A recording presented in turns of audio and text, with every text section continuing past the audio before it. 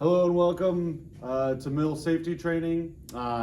This is the online training portion, so you'll watch this video and then you'll take an online quiz, and then you'll take an in-person session that allows you to work directly with the machine. Okay, so yeah, this is a milling machine. This is a knee mill, and let's go over some of its functionalities. All right, first thing we'll do is we'll focus down here on the table's movement. Okay, we have three axes of movement on the table. You have a Z-axis, okay, which is operated by this crank here.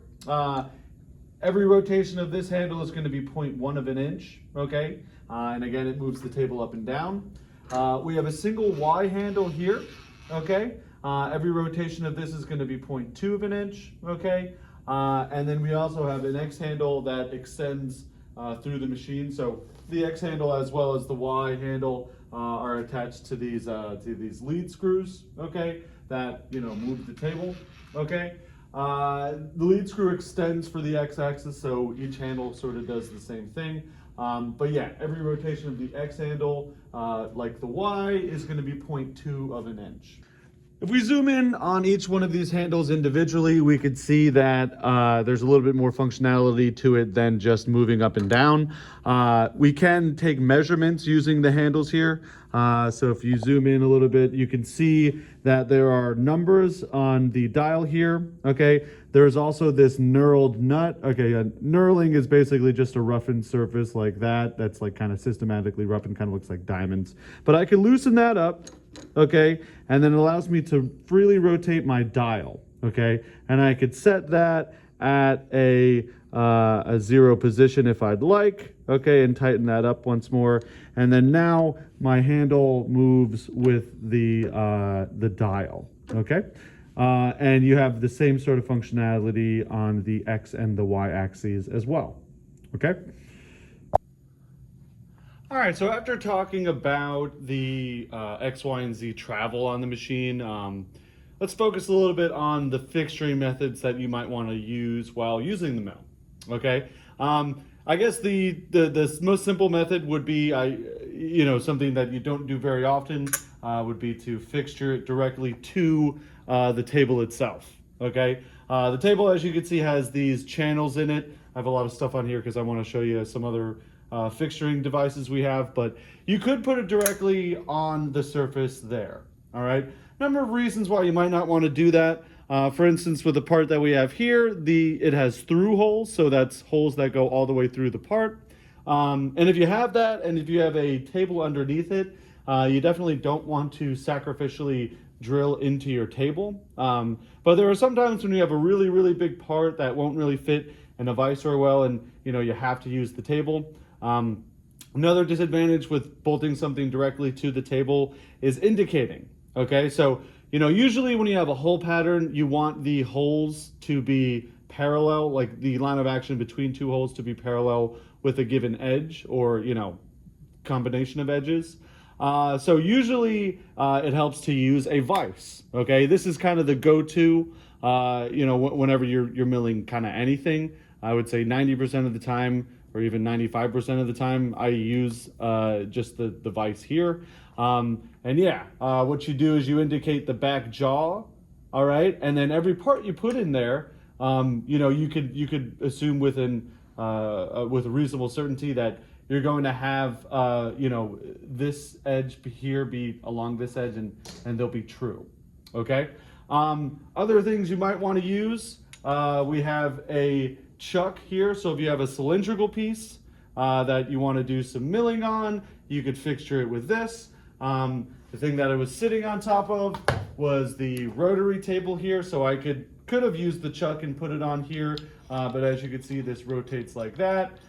This is good for doing like bearing pockets and stuff like that. It could maybe do some hole patterning, but what you'd want to do for hole patterning would be using the dividing head. So I can move this, pivot this like this, and I can move this around like that. And as you can see, it has this disc on it with a lot of these holes in it, okay? And that allows you to divide the head up into very precise increments, All right. This particular disc has 15 divisions for every rotation, but we have ones that go up to 36. And every rotation is 9 degrees. It's a 40-to-1 ratio from the handle to the head. Okay, and as you can see, the head has a pretty similar chuck to the chuck fixture I just showed you. So yeah, you could clamp cylindrical pieces with this as well. Okay, some other things we have over here. We have a vise that we could put at various angles. I've only really used this once or twice, but yeah, it's useful if you want to do milling on a plane that is not necessarily orthogonal to another edge that you can clamp to.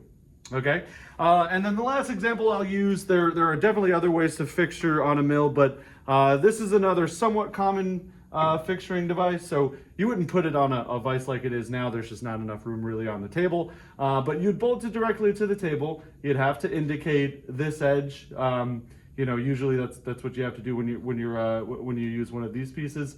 But yeah, what it allows you to do is work on much taller pieces. Okay, so if I had like a really tall piece like this and I stuck it in the vise, you know, it would be sticking out a long way up above the vise. All right, and it'll deform quite a lot as you're trying to machine it, say on the top edge here. Okay, this just allows you to more securely fixture a tall piece, and we have a couple of different sizes of this as well.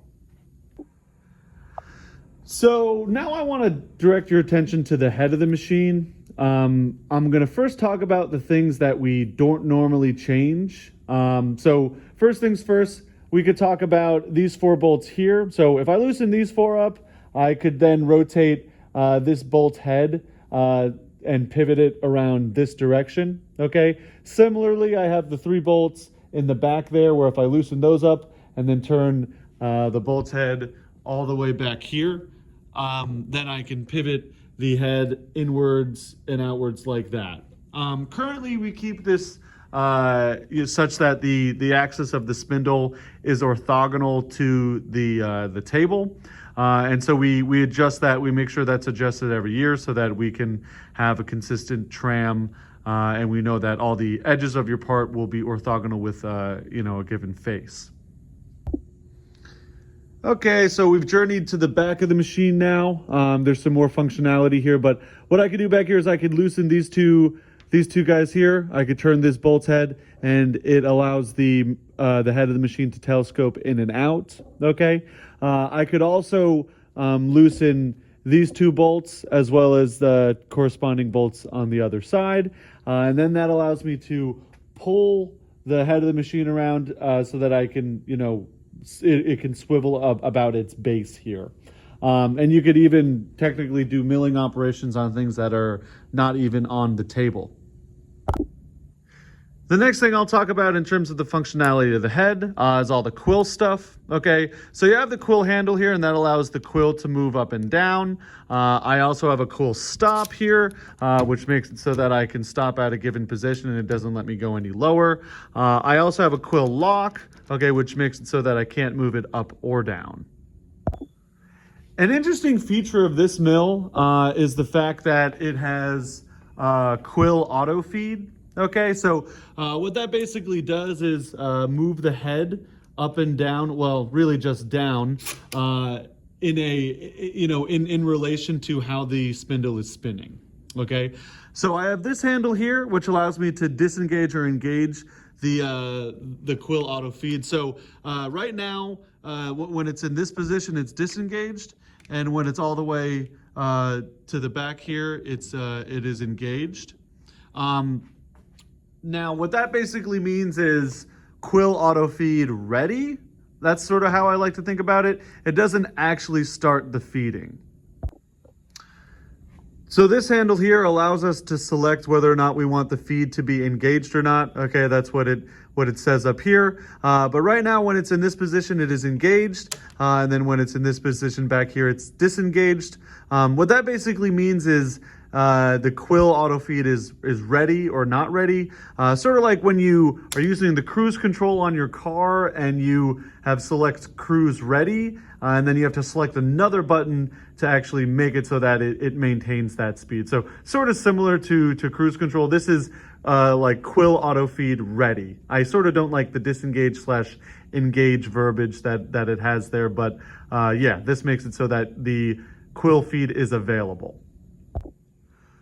With the quill feed, we can also select how fast we want it to go, basically. So I can do this in, it says here 6 thou per revolution, 3 thou per revolution, or 9 thou per revolution. So right now it's currently engaged in the 6 thou per revolution.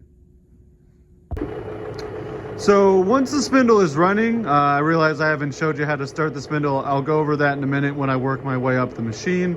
But basically, you can engage the auto feed by pulling this handle out. Okay, and as you can see, the quill handle is moving with relation to the spindle. All right, I can use this guy here. I can use my stop, and actually it'll automatically stop itself, as you can see. Additionally, I could pull this handle out. Now you can see that's rotating the other way. And once I engage it, it will move itself up in the opposite direction. And then it would eventually stop also at the top point there, but we'll stop it before it gets there.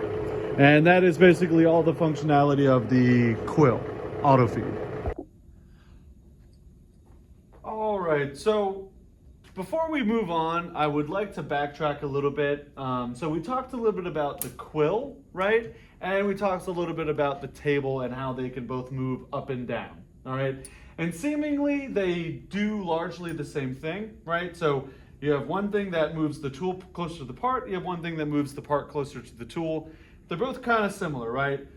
There's a big difference in terms of how precisely you can move both of those parts of the machine. So with your quill here, it's really non-precise movements. Okay, so as an example of what you might be doing with only the quill, you have the center hole here, which is very simply a straight hole that goes all the way through. Okay, so the depth at which this is cut is not critical, and so what you would do is use the quill and just feed it through until you felt it go through the material, and then you wouldn't need to go through any more.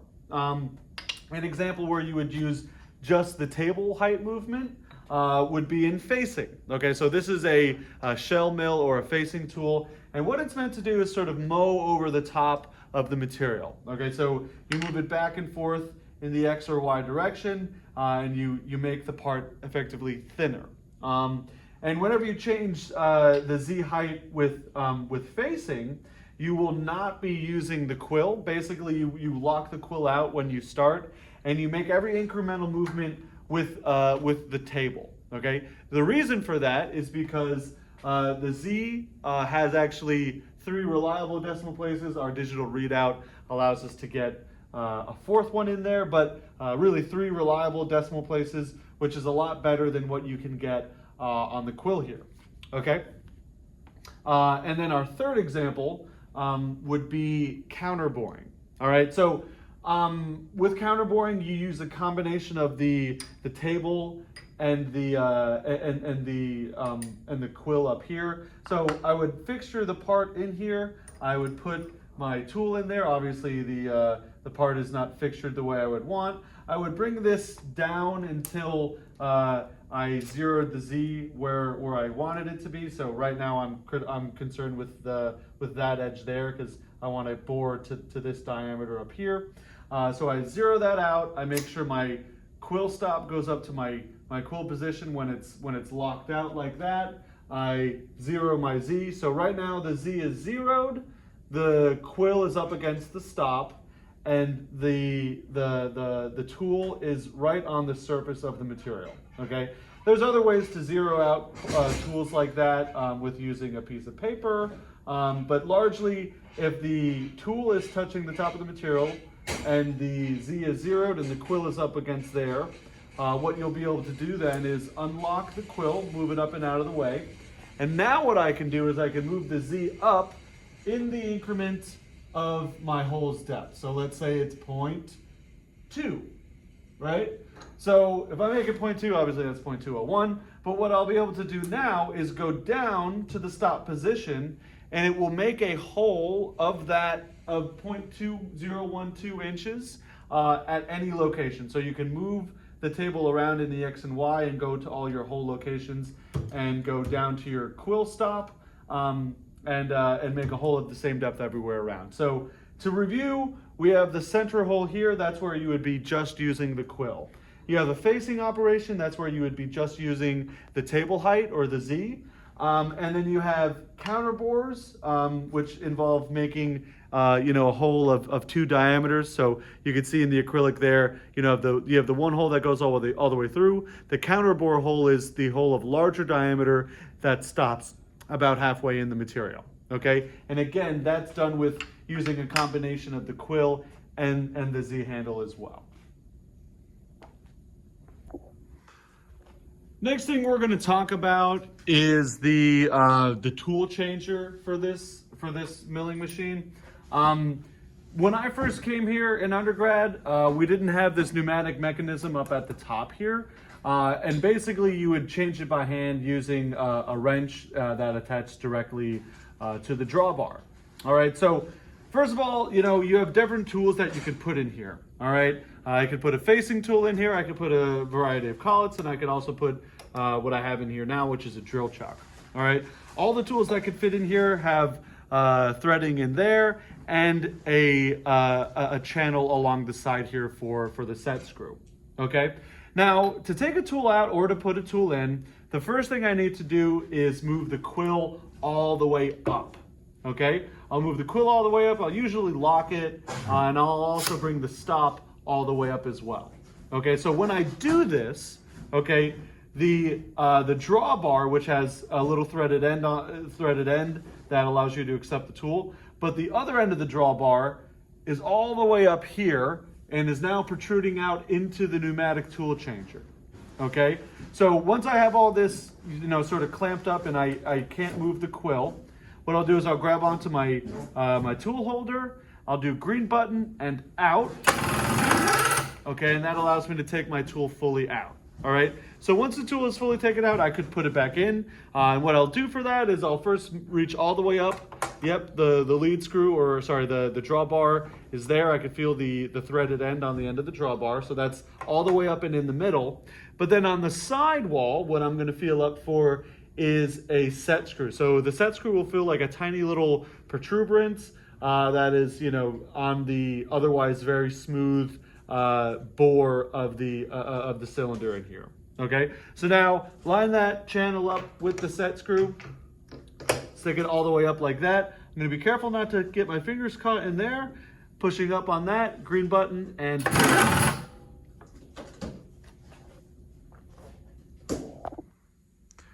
so the next thing I'd like to talk about is the spindle operation. Okay, the spindle operation has 3 main components. All right, so you have the switch here, which goes to high or low range. All right, you have a corresponding bunny rabbit and turtle. Okay, and then over here on the side, you have the gearbox handle, which allows you to select speed. Okay, so let's take a look at what the spindle does when we flick it into high range. Okay, so flicking it into high range. All right, and now as you can see, it's rotating at 500 RPM.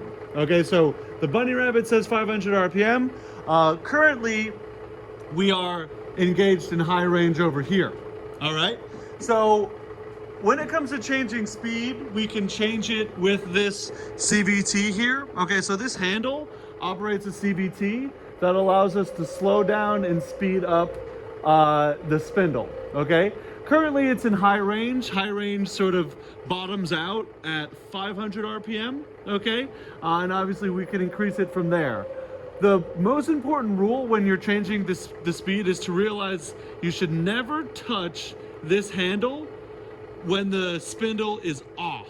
Okay, that's normally kind of counterintuitive, but what happens there is there's a CVT gearbox, and with a CVT gearbox, you basically have 2 pulleys like this. Okay, one of them is V-shaped. All right, so it'll move closer or farther from itself, and then the belt will sit at different positions, okay? And you really don't want to be moving it in and out without, the spindle moving, because you could sort of mess up the belt as you're doing that. So most important rule when changing spindle speed is to make sure you do not rotate that handle when the spindle is off.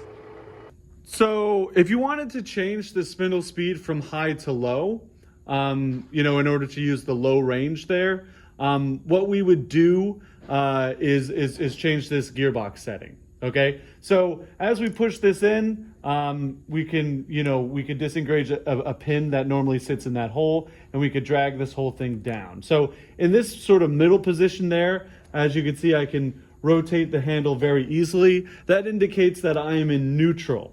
Okay, this is helpful for doing things like tapping and things like that. But what I could do is I could push it all the way back to low range. Sometimes I'll need to move the spindle a little bit to get the gears to mesh to go back to low. But all the way in low range, I can now flick it into low range here. Okay, and now as you can see, when I flick it to low range on the switch, the spindle's moving in a direction I like to call clockwise from above, or you could say with the right hand rule, it's going into the page. Okay, now if I want to see what happens when I have it in low range here, but then use the high range on the gearbox, you can see it's actually going the same speed, but it's going the opposite direction. Okay, so the switch over here out of shot does nothing to really change the rotational speed. It's not like it gives you a high gear or a low gear. It very simply changes the direction of rotation. The gearbox setting here is what gives you the higher low range capability. Okay, and then when I want to come back to high range, I need to push this in towards the machine, drag it back down. Okay, and it appears as though that is engaged in high range. Okay, but it actually is not. Okay, so in my opinion, I don't really like the way this machine sort of engages, if you will. So in my opinion, if this, engaged at a perfectly horizontal position, then it would be really easy to tell whether or not it's engaged. But it's sort of hard to tell whether or not that is in the spot it's supposed to be. So what you always need to do, grab from the upper knurled portion. So the upper knurled portion here rotates from the spindle. The bottom one just loosens and tightens the chuck jaws.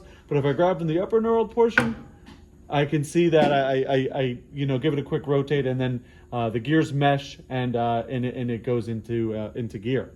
If I were to turn the spindle on before giving that little rotation to make sure the gears were aligned, it would grind really, really badly. Next thing I'm going to draw your attention to is the digital readout. So the digital readout is really helpful when you're doing kind of any machining. As I said before, all the dials have like tick marks and numbers that allow you to see how far you've moved. But the digital readout is pretty good. It has a lot less backlash associated with it than the dial on the handle does, which makes it more reliable. There still is backlash to worry about, but yeah, it's definitely better than if you're just relying on the handle.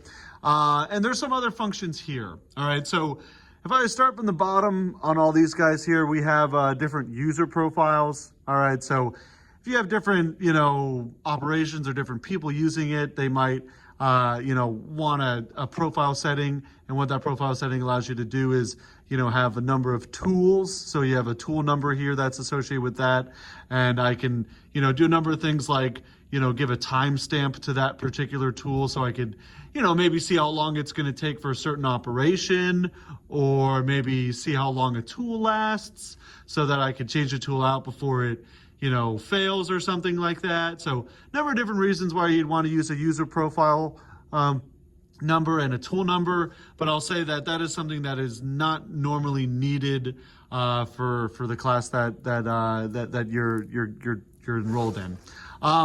Next, moving up, we have your zero mode. Okay, so when it's in zero mode, I can click an axis like that, and it allows me to very simply zero it. Okay, I could also have this made in the set. I could change this to the set mode.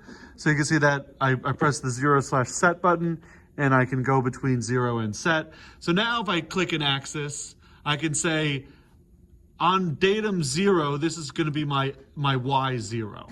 Okay, so if I have multiple locations that I want to zero from, so let's say bringing our example here, let's say I have, these 4 holes that are marked out, and I have the center hole here. Obviously this is to mount a motor of some sort. It never ended up getting used, but what I cared about when I was making this part, most of all, was the distance from the bottom here to the center of where that hole was. Okay, and then once I got that center position, what I cared about was relating these 4 holes to that center point there. Okay, so what I could do is I could create a system of datum, so one datum here, one datum there, that positioned this hole, okay, and then I could use the center point of that hole as a datum itself to mark those 4 holes. Okay, that's a way I could have done this. Normally I'd say I normally don't use the datum feature here. It's important in your drawings to mark out where your datums are, but a lot of times when you're starting from scratch, which is a lot of times what you'll be doing, it's often sufficient to have simply 3 datums for each of the X, Y, and Z axes, and if you keep your tolerances correct, then everything should be fine. But sometimes it's better to create multiple datums, and certainly if you have a part with an existing feature or geometry, you might need multiple datums because you might need to, for some modifications you might need to reference this edge, or for other modifications you might need to reference a different one. Okay, so that's your zero and set mode. We also have absolute and incremental mode. Incremental mode might allow you to do things like measure the distance between holes. So in absolute dimensioning, let's go back to that. In absolute dimensioning, I would again dimension all holes from a given edge, right? So in the X direction, I'd go from this edge to the center of that hole, this edge to the center of that hole, and then this edge to the center of that hole, okay? And then I would have all those holes dimensioned, okay?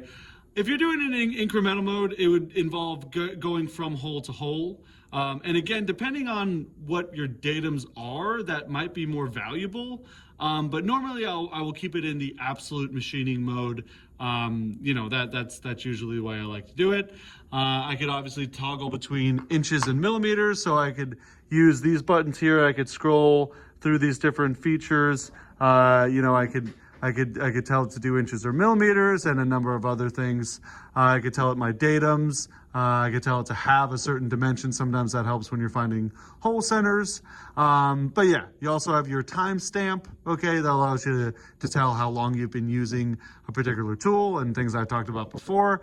The one up from that is your feed rate.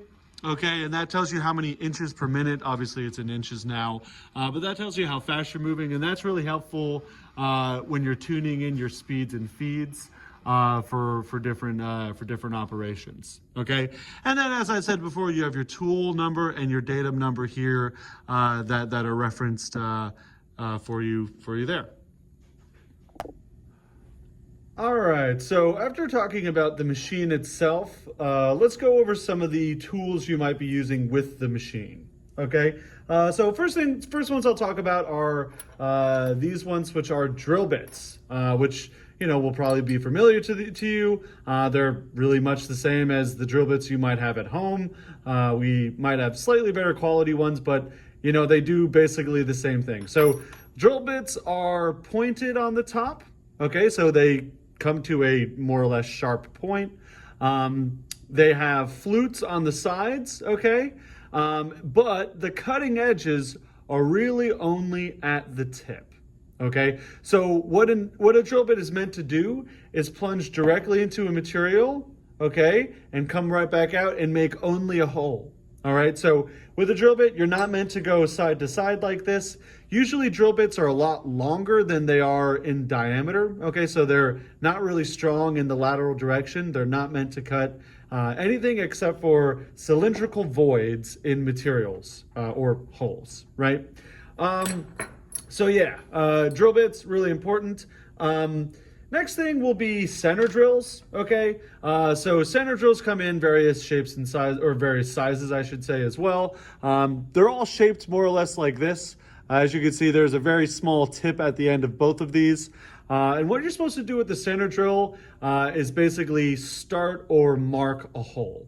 Okay, so if I drilled into the material just a little bit, just to bury the tip there, I would have created a hole, all right, such that I could come at that same location with a drill bit and it would stay in that location.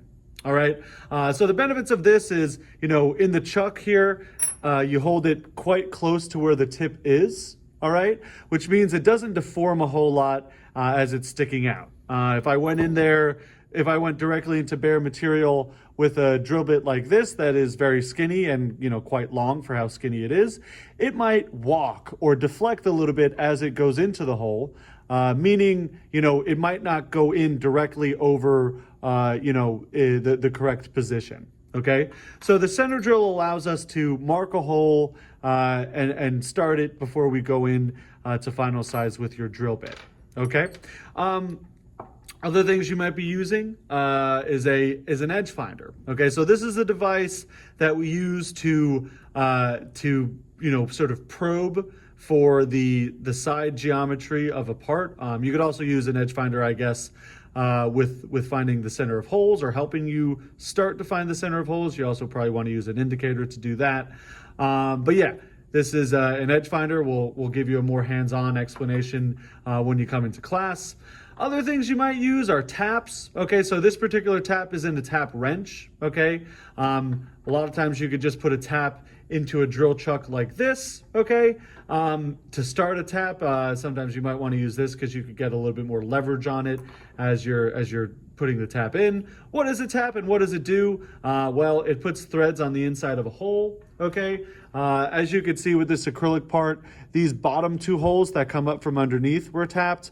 And I don't know if you could see that there, but there are some threads that you could see on the inside of that hole. Okay. Next, let's talk about end mills. Okay, so end mills are meant to cut laterally. Okay, so they can go left or right. All right, and they can cut either channels, or you could do milling on the sides of a part, and you could sometimes even plunge and make a hole. Okay, now certain end mills, both of these end mills have center cutting, which means the flutes go all the way to the center. Some of them don't, so you have to be aware of that. Some end mills are also ball ended. Okay, so you can see this one is hemispherical on top. Well, it's kind of pointy on top, but if it were to cut a channel in, a piece of material, it would be a hemispherical channel. These are called flat end mills. As you can see, they're also pointy on top, but if you cut a channel with it, it would be a flat channel. Okay, so these guys can move laterally. Okay, drill bits, as we've just mentioned, cannot. Okay. End mills are not meant to be placed in drill chucks. Okay, so if you have an end mill, you would need a collet of the correct size. Okay, so if I go in here and I look at my collets, I can grab my 1/2-inch collet and I can see this fits in here nicely. It sort of wants to fall out, but what I could do as an experiment is I could pinch the sides of the collet here. Okay, and the tool stays in. That tells me that when I fixture the collet and tool in the mill, that it'll clamp down on the end mill and it'll be nice and secure. Okay, certain end mills have different working diameters from the shank diameter. Okay, so you have to be aware of that.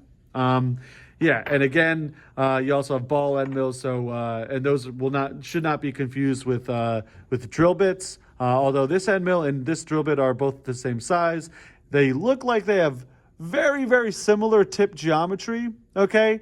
But again, this is a ball end mill. Drill bits will only ever be pointed, okay? And also, if you feel on the sides of end mills, it'll have sharp teeth that sort of stick outward, where drill bits on the side, these flutes are really only meant to move material, up and out of the hole, okay? Next thing I'll go over is this counter bore. I talked about this briefly. So this tip here, the very tip here, doesn't really do any cutting. All the cutting is done with this larger diameter. So what you would do is you'd use a drill bit beforehand. You'd go in, with the smaller size of drill bit, and then you would make a larger hole sort of on top of that smaller hole with the counter bore. Okay, and again, it ends up looking like that. So you'd use a drill bit. You go all the way through. This drill bit won't fit all the way through, but you'd use a drill bit. You go all the way through to create the first hole, and then you could use a counter bore. Where did that counter bore go?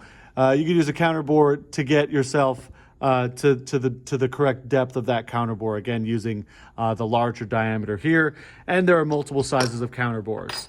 The final thing I'll go over is a reamer. Okay, so reamers are really good ways of making very precise holes. Okay, so what you would do is you would start with a drill bit. You'd get it to a roughly to like sort of a rough size, and then you'd use your reamer to expand that hole to final size. And reamers are really good, a lot of them down to the 10,000th, okay? Which is actually much better than you can do with a drill bit. So if you're explaining the hierarchy of drilling holes, I would say drill bits within the range of drills that you'll normally be using, you know, within ½ an inch, will likely oversize a hole by like 1 or 2 thousandths. Similarly for end mills, it'll, you know, probably oversize it a little bit, similarly to the way a drill bit would, but a reamer is much more true to size. Okay, this one, if you're doing a drilling operation with it, you know, we'll create a hole down to the 10 thousandths. And again, if you're drilling with an end mill, it'll likely oversize it. Okay, but confusingly, there is a way to use an end mill to create a high tolerance hole with an internal diameter, okay, or a high tolerance internal diameter hole. And the way you do that would be boring. Okay, so if you remember before, I showed you the rotary table. You can bore with a rotary table, or you could bore on a CNC. But that is a very, very accurate way to create a tight tolerance, you know, hole with a very high roundness as well. Okay, so although an end mill isn't good when it's plunging like that, in terms of making an accurate hole diameter, it is very good at making an accurate hole diameter. So the next thing I want to talk about are milling feeds and speeds. Okay, so there are equations and lots of charts that you could use to calculate feeds and speeds and depth of cut. I'm going to talk generally about their principles now. Later on in the course, we'll go over the equations and charts and things that you can use to actually figure out what feeds and speeds would be appropriate. Okay, but when it comes to feed and speed, it depends on both the tool and material combination. Okay, so let's take, for instance, these two tools. Okay, these two tools are end mills. They're both flat end mills. They're both 3-flute flat end mills. Okay, this one's 3/8, this one's 3/4. Okay, so this one's double the size of this one. All right, now believe it or not, these both will have the same surface feed rate. Okay, what is the surface feed rate? The surface feed rate is the rate at which an individual tooth is sort of whizzing across the part. Okay, and that's predominantly down to the spindle RPM. Okay, so at the same RPM, both of these would cut at different surface feeds. Okay, so to achieve the same surface feed with both of these, you would have half the RPM with this one that you do with this one, okay, because it's double the diameter. Okay, so these two guys here with aluminum would have the same surface feed, and also these two guys here with steel would have the same but different surface feed, you know, to the aluminum. Okay, now the other half of that equation is depth of cut. Okay, so the depth of cut is again down to the tool and material combination, but it's a little bit more tool leaning. Okay, so if I again have this high-speed end mill with the 3/4 inch, I could achieve a much larger depth of cut, or I could step over that way much more as I'm cutting than I could with a smaller end mill. Okay, and that's because it will deform a lot more and could break, and you know, generally larger tools can handle higher cutting loads. Okay, similarly, if I change my tool material, okay, so this is a carbide end mill as opposed to high speed steel. Okay, with carbide, I could also achieve higher spindle speeds, higher surface feed rates, and higher depth of cuts. Okay, so again, surface feed is down to basically your tool and spindle speed. Okay, so your surface feed is basically dependent on diameter and RPM. Okay, and your depth of cut or really, it really comes down to your feed per tooth, okay? And that is basically down to your step over, or how much you're moving into the material and how many flutes you have. Okay, so if I have, a step over of, 50 thousandths of an inch, okay? And I have a spindle speed of 500 RPM with a through flute end mill, and I compare that with the same spindle speed and same depth of cut and same feed rate with an end mill that has 4 flutes, okay, I would have less feed per tooth with the 4 flute end mill. Okay, so a lot of times the more flutes you have, usually it's kind of better for harder materials, and the less flutes you have is usually better for softer materials. So the next thing I want to draw your attention to would be, in terms of the feeds and speeds, is, how you cut is going to modify the speed and feed slightly.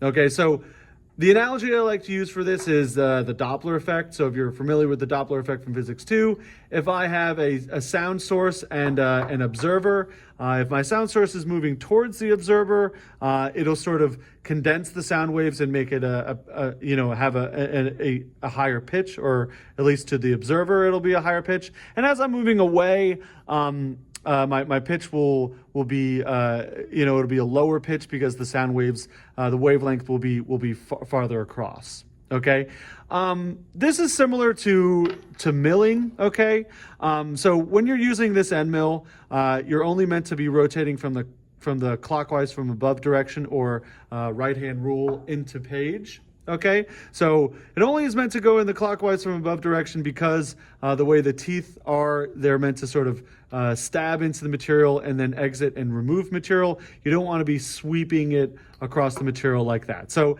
it's only meant to be rotating in the clockwise from above direction. Okay, let's say we're cutting along this edge here. All right, so really the part is going to be the thing that's moving, okay? But, relative frames of reference, let's say it's the tool that's moving. I know the part itself is the one that's moving, but let's pretend it's the tool. So if the part is if the tool is rotating in this direction and the tool is also moving in this direction, okay, it will slightly increase the surface feed, as opposed to if you were going in this direction, okay? So this direction is called conventional milling, okay? And going in this direction is called climb milling. It's called climb milling because it looks like the tool is almost like sort of climbing up the part. These are like, little arms that are climbing up the part, all right? So what does all this mean? Climb milling basically gives you a better surface finish, but you are not really able to cut off quite as much material. Conventional milling, it can cut off more material, but doesn't give you as good of a surface finish. General rule of thumb, we say try and keep to 50 thousandths maximum step over when it comes to conventional milling, and 20 thousandths step over when it comes to climb milling. Okay, so yeah. Basically, you can exceed this with certain materials, but this is a general rule of thumb so that, it gives you a good starting point for a lot of the materials that you're going to use. I would say if you have steel, you might want to be a little bit more cautious depending on how thick the material actually is. The next thing I'm going to go over is fixturing with the vise. Okay, so let's say this is the part that I want to put in this vise here. Okay, I definitely don't want to put it directly on the bottom of the vise there. You never ever want to go intentionally into a permanent fixture surface like a vise. So it's best to protect that by propping it up some way, because if you're using a drill bit and you want to drill all the way through something, you have to have some gap underneath so that you don't go into your vise or any other permanent fixture. Okay, so what that sort of prompts us to use are these parallels. Okay, so right now I've picked out both the tallest set and the second tallest set that we have. Okay, and you'll use one on either jaw to support it on either side. Okay, but if we take a look, when I so this particular material is 1/4 inch. All right. You'll be using 1/4 inch material as well when it comes to fixturing your parts in for the training that we're going to be doing. But as I put this in and I use the second tallest parallel, I can see that I am more or less flush with the top surface of the vise. Okay. Using these parallels would be beneficial, if you're doing most operations, apart from facing. Okay, so if I wanted to face, I would definitely have to use the tallest set of parallels because those would allow the part to stick out a little bit above that top surface. Okay, if you weren't facing though, using the smaller set of parallels is actually probably the better way to go. And the reason for that is because, if it's flush with the top, then I know that I'm grabbing from the entirety of the surface area on the sides, and therefore it'll be, more secure than if it were sticking out a little bit more and only grabbing on, a portion of the sidewall. Okay. So yeah, this is the way we're going to be doing our training part. I wouldn't want to be taking any smaller parallels. So if I use any smaller parallels, then the part would go below the surface of the vice jaw. That's not normally recommended. The reason being, you want to make sure that you have it's helpful to make sure that you have the same clearance height for everything. So if I had a drill bit in here like this, okay, and I bring the tool up and out of the way of the part. So let's say the part was sitting down there and I bring the tool up and out of the way of the part. I might not be up and out of the way of the jaws on the vise. Okay, so I might accidentally move the tool into the vice jaw or something like that. In an attempt to explain backlashing in a little bit more detail, I've printed these two demo pieces. You have a screw and then a nut that the screw goes within. Okay, and as you can see, this is an exaggerated thread. Normally there wouldn't be this much slop in a thread, but basically, if I were rotating this counterclockwise, okay, you could see that the left portion of the thread of the screw is pushing up against the right portion of the nut, okay? And if I spin it the other way, the opposite happens, okay? Now the right side of the screw is up against the sort of left edge of the nut thread, okay? So yeah, again, the right edge of the thread of the screw against the left edge of the thread of the nut, okay? So there's inherent play, as you go from one edge to the other, okay? And yeah, that'll be apparent with any screw that you use.